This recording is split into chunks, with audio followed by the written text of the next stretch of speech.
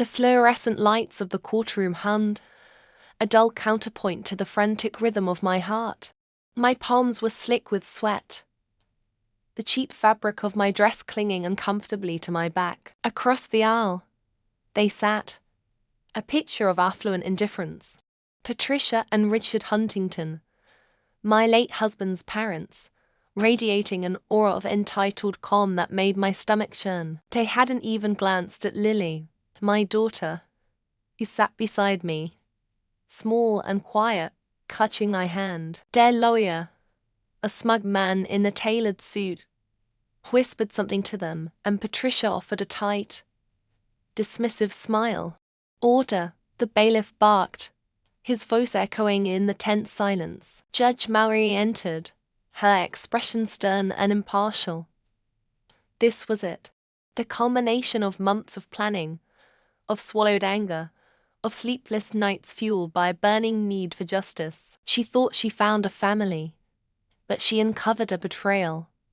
"All rise," the bailiff called again. We rose, the creak of the wooden benches a sharp sound in the hushed room. My knees felt weak, but I forced myself to stand tall, my gaze fixed on the judge. This wasn't just about the money, though God knows we needed it. It was about Lily, about the years of subtle slights, the blatant favoritism shown to her cousin, Sophie, the constant reminder that she wasn't quite good enough. One family, to granddaughters and a shocking secret. "Be seated," Judge Mallory said, her voice crisp and clear. The rustle of fabric filled the room as everyone sat. I squeezed Lily's hand, offering a reassuring smile that felt shaky even to me. "This is the case of Thompson versus Huntington," the judge began, her eyes scanning the courtroom. "A petition for the equitable distribution of the estate of the late David Huntington. David, my husband, their son." Even saying his name aloud sent a pang of grief through me, a dull ache that had become a constant companion. He'd been a good man, kind and loving, completely oblivious to the insidious poison his parents dripped into our lives. He would have been horrified by their treatment of Lily, by the way they'd systematically chipped away at her confidence, favoring his niece, Sophie, at every turn. "Mrs. Thompson," the judge addressed me, "your attorney has filed a claim alleging undue influence and emotional distress. Can you please summarize your complaint for the court?"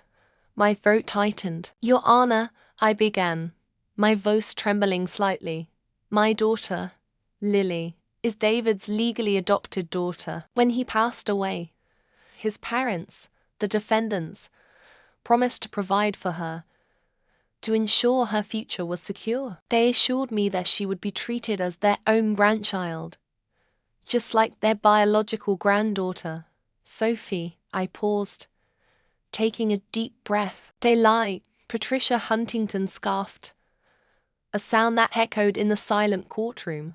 Her lawyer leaned over and whispered something in her ear, but her expression remained one of haughty disdain. "They established a trust fund for Sophie," I continued, my voice gaining strength, "a substantial one, meant to cover her education, her living expenses, her future. They gave Lily nothing. They claimed it was David's wish, that he'd made provisions for Lily separately. But that was a lie. He loved Lily. He would never have allowed this to happen. A mother's love knows no bounds.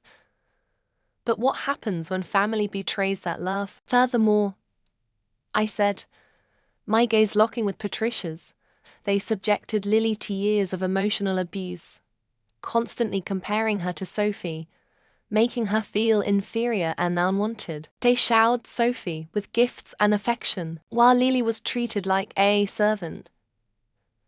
The memory of Lily being forced to clean the kitchen floor while Sophie was taken to an amusement park flashed in my mind, a raw wound that refused to heal. "Objection, Your Honor," the Huntington's lawyer boomed, rising to his feet. "These are unsubstantiated allegations, based purely on the plaintiff's subjective interpretation of events." Overruled, Judge Mallory said, her voice firm. "Mrs. Thompson, Please continue. I swallowed, my heart pounding in my chest. This was it. I was finally telling their story, exposing their cruelty to the world. They isolated Lily, I said, my voice thick with emotion. They made her feel like she didn't belong. They eroded her self-esteem, piece by piece. While they built Sophie up, they created a toxic environment of favoritism and neglect that scarred my daughter deeply. This is preposterous. Patricia hissed. Her face flushed with anger. Order, the bailiff shouted. Judge Mallory glared at Patricia. Mrs. Huntington, you will refrain from further outbursts. This is a court of law, not a playground. The silence that followed was thick with tension. I could feel the weight of their gazes on me, heavy with resentment and disbelief. But I held my ground. I wouldn't back down. This wasn't just about the money. It was about justice. It was about showing Lily that she was worthy, that she deserved to be loved and cherished, just as much as anyone else. It was about exposing the Huntingtons for who they truly were. Cruel, manipulative, and utterly devoid of the compassion they pretended to possess. This was just the beginning. I had evidence. I had witnesses, and I was determined to see this through to the very end. No matter what it took. The courtroom air hung thick and heavy, a suffocating blanket of anticipation. My lawyer squeezed my hand, a silent reassurance in the storm brewing inside me. A mother's love knows no bounds. But what happens when family betrays that love? She'd said in her opening statement, her voice ringing with conviction, and it was true. My love for Lily, my adopted daughter, was the driving force behind everything. Objection. Brian's lawyer barked, his voice sharp as broken glass. Relevance.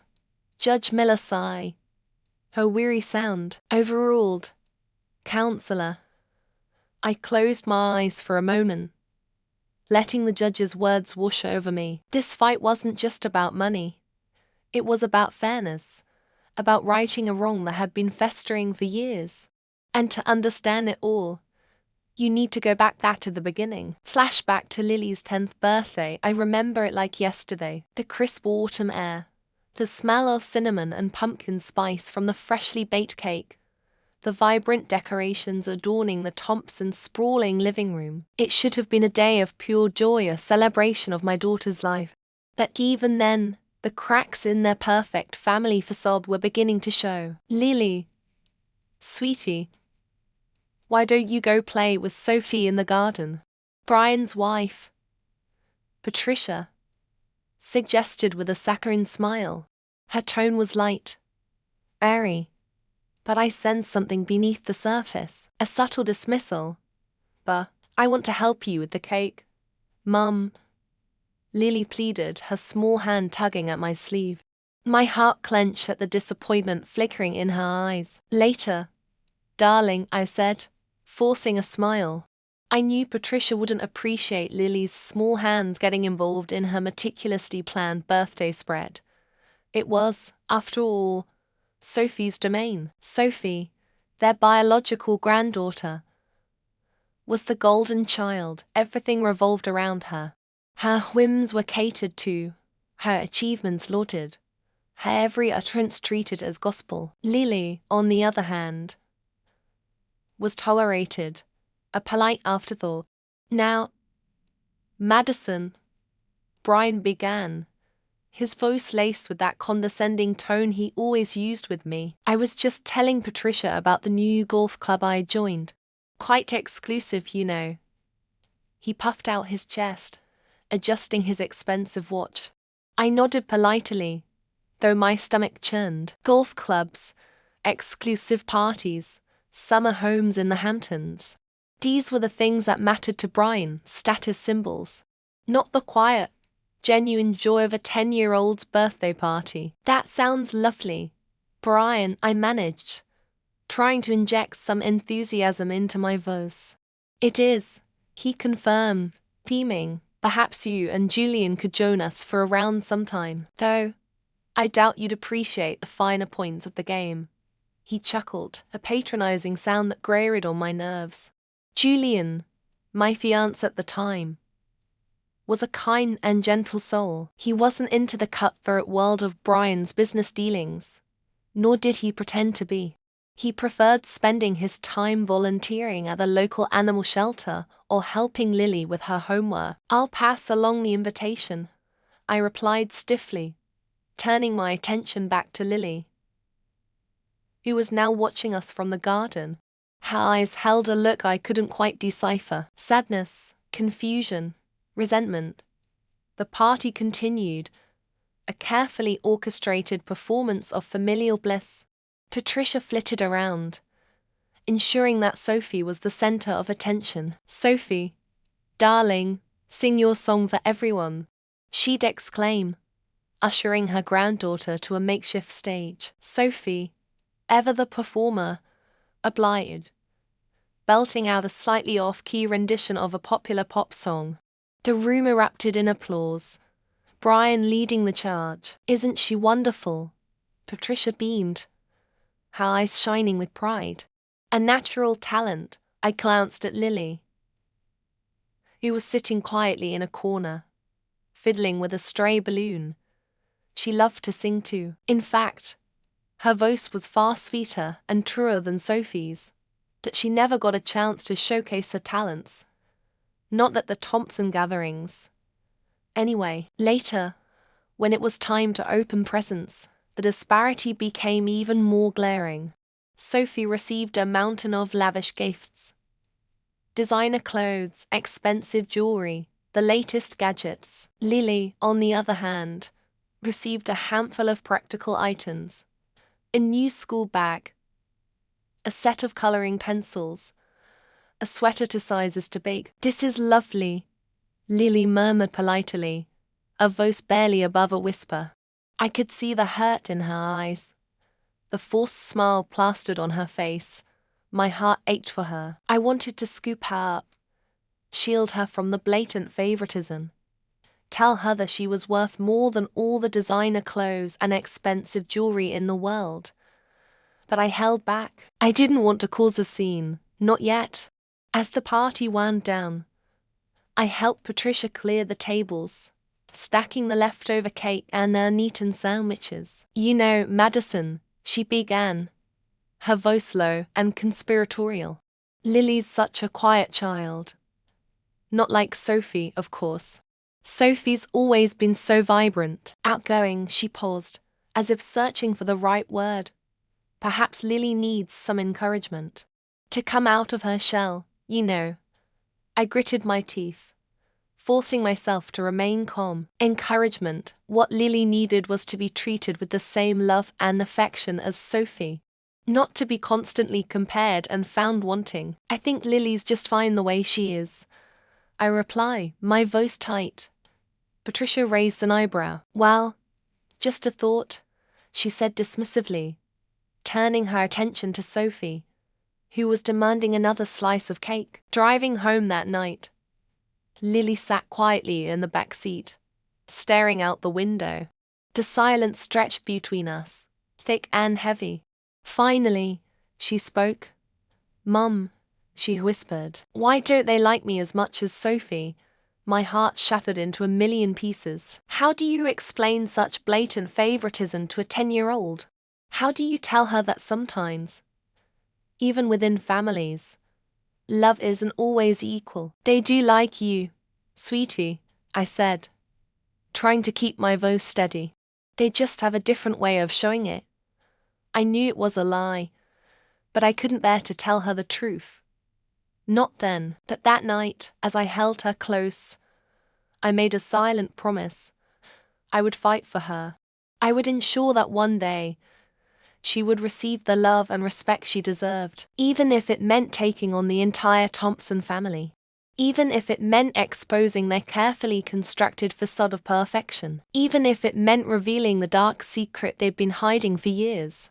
That birthday party was just the beginning, the first crack in the dam that would eventually unleash a torrent of truth and justice. The aroma of roasted chicken, usually a comfort, twisted in my gut like a knife.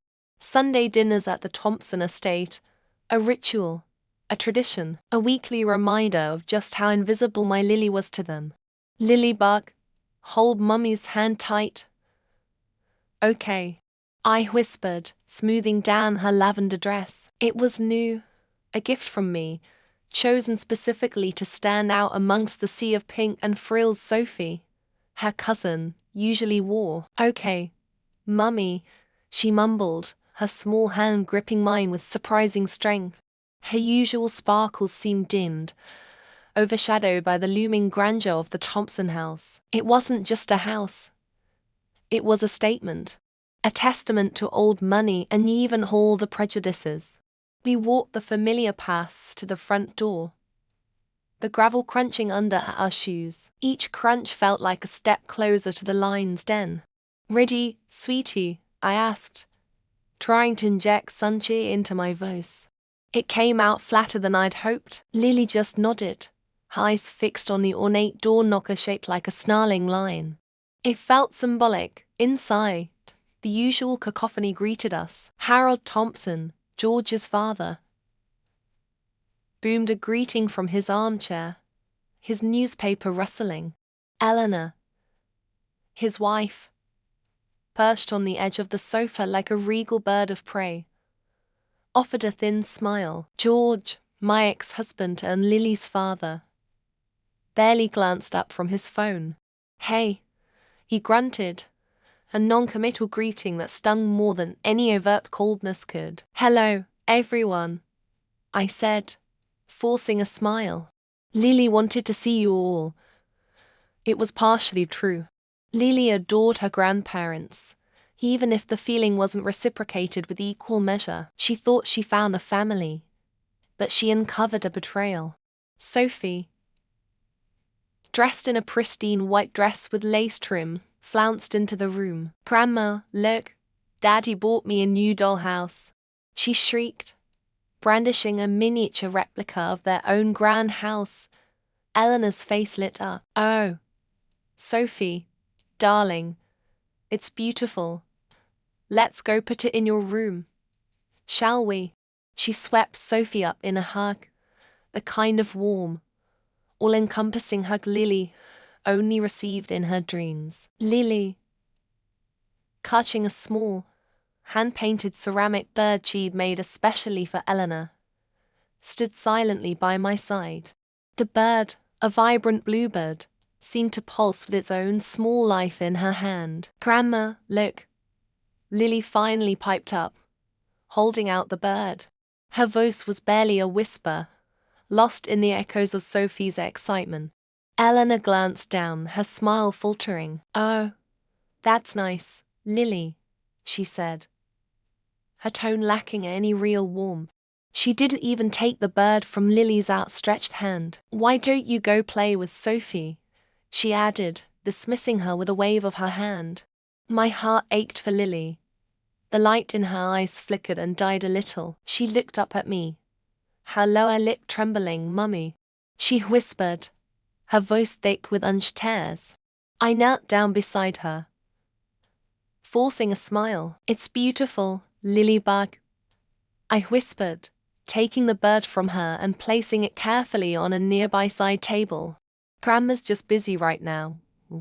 Maybe she'll look at it later. I knew she wouldn't. The afternoon wore on, a slow, agonizing procession of microaggressions and subtle slights. Sophie was showered with attention, her every giggle and pronouncement treated as a pearl of wisdom. Lily, meanwhile, was relegated to the sidelines, her attempts to join in brushed aside like so much dust. Dinner was no different. Sophie, seated beside Eleanor, was served first, her plate piled high with the choicest pieces of chicken. Lily, squeezed between George and the silent, imposing figure of Harold, received a meager portion. Lily, eat your vegetables, George instructed, his voice sharp. He hadn't even looked at her. Lily poked at the overcooked broccoli on her plate. I don't like broccoli, she mumbled. Eat it anyway, he snapped, his attention returning to his phone. I felt a surge of anger, a protective mama bear instinct rising within me. George, She doesn't have to eat it if she doesn't want to, I said, my voice tight. A mother's love knows no bounds. But what happens when family betrays that love? He finally looked up, his eyes narrowed. Don't interfere, Madison, he hissed. I'm talking to my daughter. The air thickened with tension. I could feel Lily shrinking beside me, caught in the crossfire.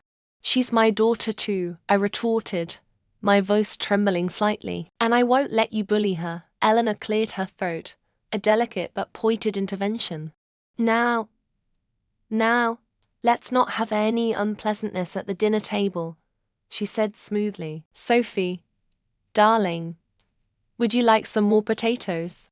Sophie, oblivious to the tension simmering around her, beamed. Yes. Please, Grandma. The conversation shifted back to Sophie, leaving Lily and me stranded on an island of silence and resentment. The rest of the meal passed in a blur of forced smiles and strained conversation. As we were leaving, Eleanor pressed a small, elaborately wrapped gift into Sophie's hands. A little something for my special girl, she cooed. Lily watched, her eyes wide and hopeful. I braced myself for the inevitable disappointment. Eleanor, catching Lily's gaze, hesitated for a fraction of a second. Then, with a forced smile, she reached into her purse and pulled out a small, unwrapped candy. Here you go, Lily, she said, handing it to her like an afterthought.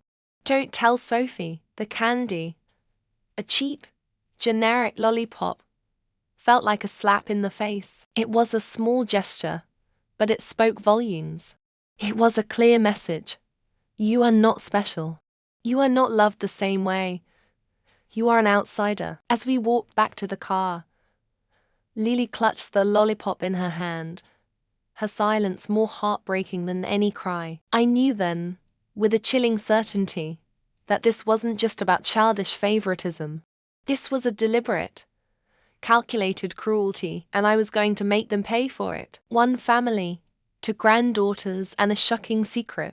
They were going to learn that a mother's love, especially when scorned, could be a force to be reckoned with. This memory, this humiliation, became the fuel for my fire. It was the moment the seed of my revenge was truly planted. It was the moment I knew, with absolute certainty, that I wouldn't rest until justice was served. The courtroom air hung thick and heavy, a miasma of anticipation and judgment. I shifted in my seat, the cheap fabric scratching against my skin, a stark contrast to the plush leather Margaret and her family occupied on the other side. My hands, clammy despite the cool air conditioning, clutched the worn edges of a manila envelope. Inside, a single photograph held the key to everything. A mother's love knows no bounds, I thought. But what happens when family betrays that love? My heart hammered against my ribs. This was it, my chance, Mrs. Thompson. Judge Miller addressed me, her voice a steady, impartial drone. Does the defense have any further evidence to present? I swallowed, the lump in my throat making it hard to speak. Yes, Your Honor, I managed, my voice barely above a whisper. The sound seemed to echo in the hushed courtroom, drawing all eyes to me. Margaret, regal in her tailored suit, scarfed, her lips, painted a garish shade of coral, curled into a condescending smirk. I'd seen that smirk 1,000 times before, each instance a fresh wound. It was the smirk she wore when she handed Sophie, her biological granddaughter, a brand new convertible for her 16th birthday, while Lily received a used textbook on financial responsibility, the same smirk that accompanied her backhanded compliments about my parenting, thinly veiled criticisms disguised as concern. And what, pray tell, is this miraculous evidence?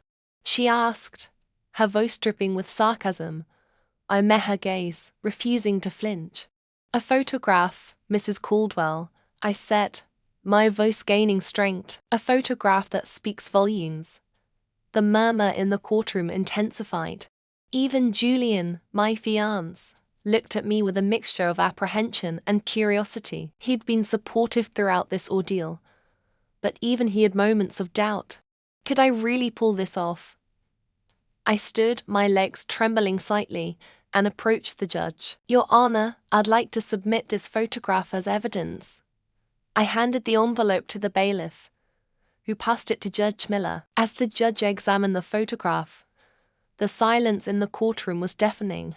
I could practically feel the weight of Margaret's stare on my back. My stomach churned with a mixture of nerves and a strange sense of calm. It was like watching a movie of my own life, the climax finally unfolding before my eyes. Judge Miller's eyebrows rose slightly. She looked up at me, her expression unreadable. "Mrs. Thompson," she said, her voice slow, "can you explain the significance of this photograph?" I took a deep breath. "This photograph," I began, "was taken at a family gathering last Christmas. It shows Mrs. Caldwell giving Sophie a diamond necklace. A rather extravagant gift, wouldn't you say?" Margaret's face flushed crimson. "That's irrelevant," she sputtered. "Sophie is my granddaughter. I can give her whatever I want." "Indeed you can, Mrs. Caldwell," I said smoothly. "But what about your other granddaughter, Lily? Did she receive a similar gift?" Margaret opened her mouth to speak, but I cut her off. "No," I said, my voice rising slightly. "Lily received a box of hand-me-down clothes. Clothes that Sophie had outgrown. Clothes that were, frankly, in poor condition." I paused, letting the words sink in. "This photograph, Your Honor, is just one example of the blatant favoritism Mrs. Caldwell has shown towards Sophie, while consistently neglecting and belittling my daughter, Lily." The courtroom erupted in murmurs. Julian squeezed my hand, his eyes filled with a mixture of pride and relief. I had finally said it aloud. I had finally exposed the truth. "This is absurd," Margaret cried, rising to her feet. "You're twisting everything. I love both my granddaughters equally." "Is that so?" I challenged, holding her gaze. "Then perhaps you can explain why, in your will, you've left Sophie your entire estate, a multi-million-dollar fortune, while Lily is left with nothing but a paltry sum of $10,000. And may afterthought." Margaret's face paled. She stumbled back into her seat, her eyes darting nervously around the courtroom. The confident smirk she had worn earlier was gone, replaced by a look of sheer panic. I knew then, with absolute certainty, that I had her. Where did you get that information?" she stammered, her voice barely a whisper. "It doesn't matter where I got it," I reply, my voice calm and steady. "What matters is that it's true, and it proves, beyond a shadow of a doubt, that you have consistently favored Sophie over Lily." Judge Miller rapped her gavel, restoring order to the chaotic courtroom. "Mrs. Caldwell," she said sternly, "do you have anything to say in response to these accusations?" Margaret remained silent, her face ashen. Her lawyer leaned over and whispered something in her ear, but she just shook her head, eyes wide with fear. The tension in the room was palpable. I stood there, my heart pounding, waiting for Margaret's response, but none came. She just sat there, defeated, the carefully constructed facade of loving grandmother crumbling around her. The silence stretched on, each second feeling like an eternity. And then, finally, Judge Miller spoke. "This court is adjourned," she announced. "We will reconvene tomorrow morning to hear closing arguments." The gavel fell, echoing through the silent courtroom. The battle wasn't over yet, but I knew, deep down, that I had won. The truth was out, and Margaret Caldwell, for all her wealth and power, couldn't hide from it any longer. I glanced over at Lily, who was sitting in the front row, her eyes shining with tears of relief.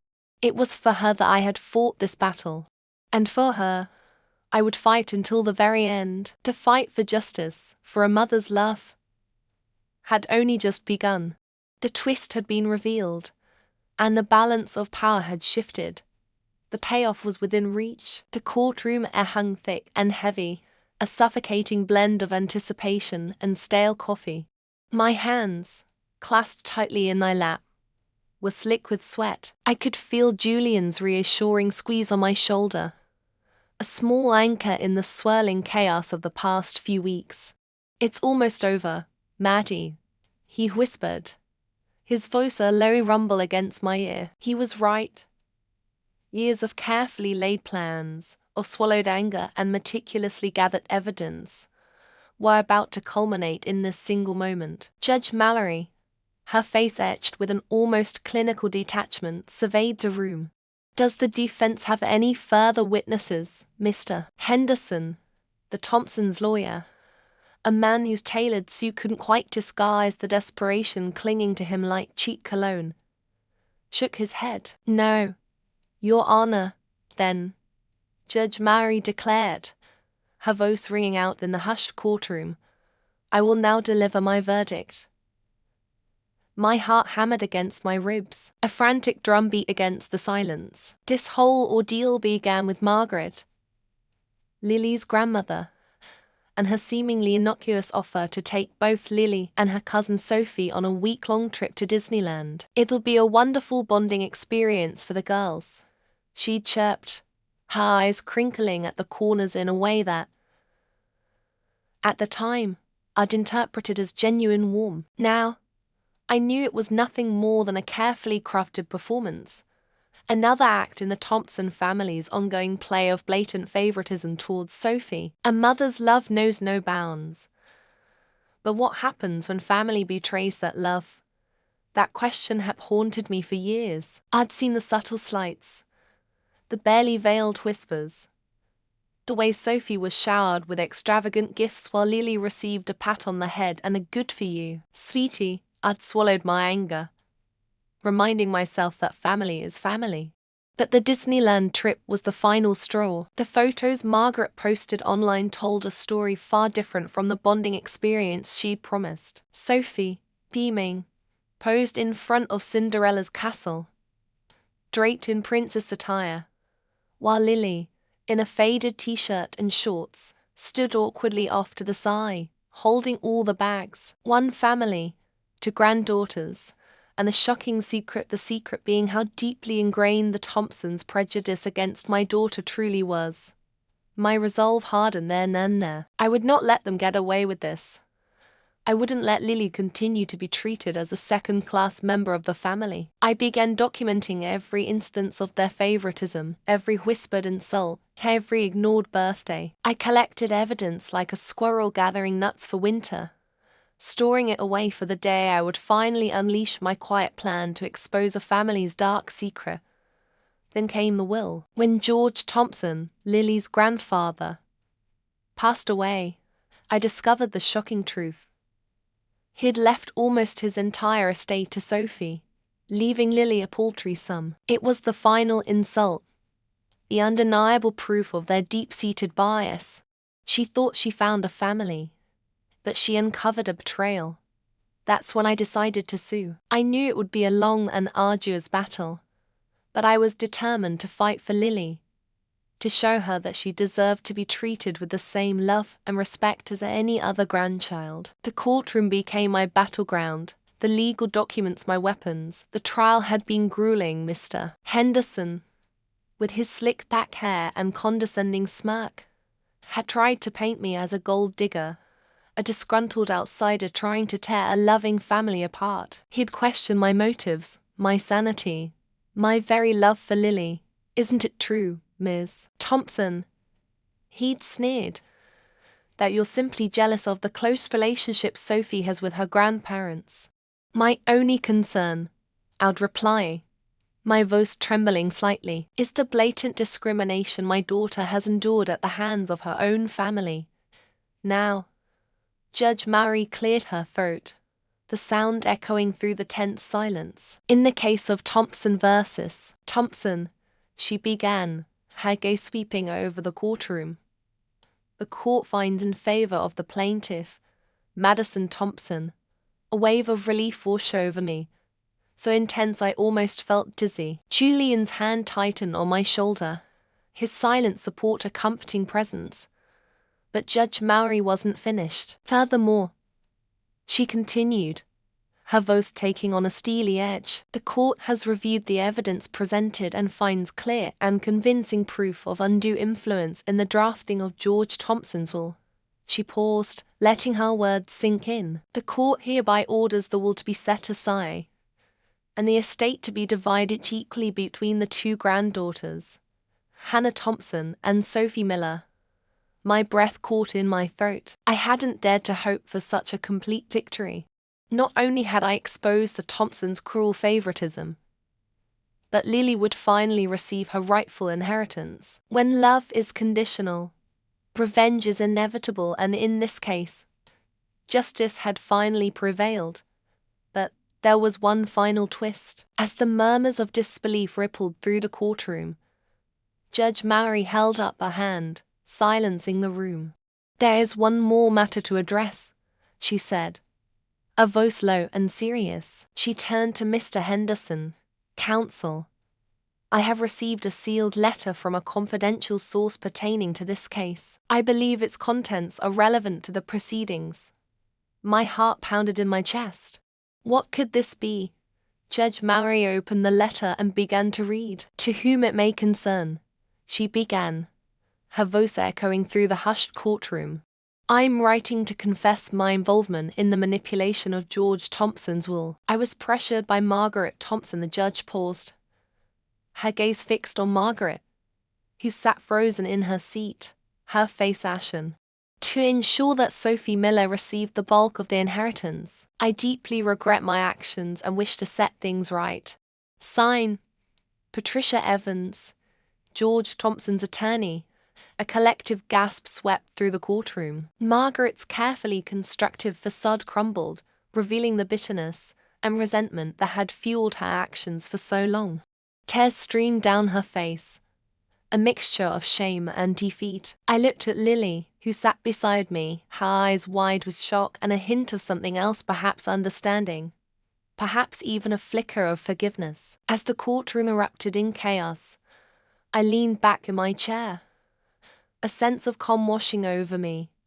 It was over. The truth was out. Justice had been served, and my daughter would finally receive the love and respect she deserved. It had been a long and difficult journey, but in the end, it was a mother's love that had triumphed. And that, I knew, was a victory.